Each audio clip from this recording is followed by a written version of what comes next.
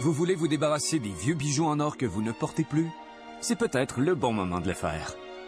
C'est un moment privilégié pour ça, dans une certaine mesure, puisque le prix de l'or atteint un sommet. L'or se définit à partir du cours à la bourse. On parle d'un prix de l'or, bon, présentement, 1200 $ l'once. 1200 $ l'once, un record historique. Pas étonnant dans ce contexte que certaines entreprises vous proposent, à grand renfort de publicité télévisée, de les échanger contre de l'argent sonnant. Rien de plus simple. Il suffit de leur envoyer vos bijoux en or par la poste et on vous retourne un chèque.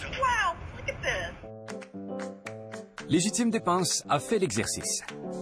Nous avons expédié 4 bijoux en or à la compagnie Dollars for Gold. Une chaîne et une boucle d'oreille de 10 carats, une boucle d'oreille de 14 carats et une boucle d'oreille de 18 carats.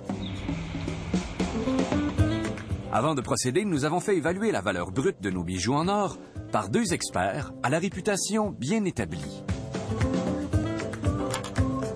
Pour déterminer la valeur ou la qualité d'un bijou, c'est important de... Bon, si on ne peut pas le savoir par les étampes, on peut faire des tests sur le bijou en soi. On peut utiliser les acides, les aiguilles prédéterminées de carats, faire des comparaisons et on peut, à ce moment-là, déterminer précisément la qualité du bijou.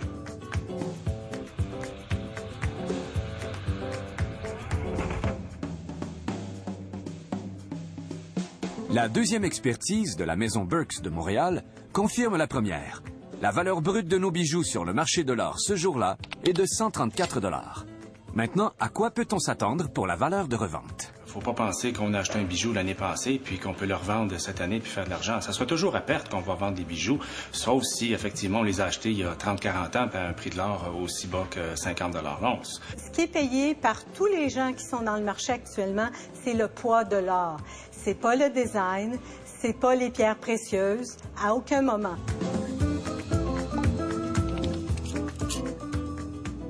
Donc, bien des gens vont se dire, bon, j'ai acheté cette bague-là, 1500 $ il y a 3 ans, je vais bien en avoir 3000 $. Non, pas nécessairement. C'est important aussi de comprendre que la valeur au marché est calculée sur de l'or pur, 24 carats. Alors que si vous avez une bague de 18 carats, les mathématiques sont faciles, c'est 18 24e, en fin de compte, du prix du marché, plus ce qu'on prend, nous, pour opérer naturellement. Entre la valeur brute de ce que vous avez et la valeur de revente, il y a une marge. Pour les 134 $ que valent nos bijoux, J. Omer Roy nous en offre 75 et Burks 65. Maintenant, qu'en est-il de l'offre de Dollars for Gold? Après avoir rempli un formulaire d'inscription sur le site web de la compagnie, on reçoit par la poste, 5 jours plus tard, un kit d'expédition avec une enveloppe préaffranchie. On expédie donc nos bijoux par courrier avec un formulaire de consentement qui nous accorde 10 jours pour accepter l'offre une fois le chèque émis. Et là, on attend. Toi aussi, t'as des bijoux qu'on pourrait vendre. Ça vient de ma famille. Penses-tu que je devrais vendre mes bijoux de famille? Oh non, on va les garder. Je les aime encore, moi, tes vieux bijoux de famille. 7 jours plus tard, nous recevons 2 chèques au montant total de 54 $. Une offre inférieure à ce que nous offraient J. Omer Roy et Burks. Dollars for Gold ne fait mention d'aucun détail, ni d'un rapport d'évaluation.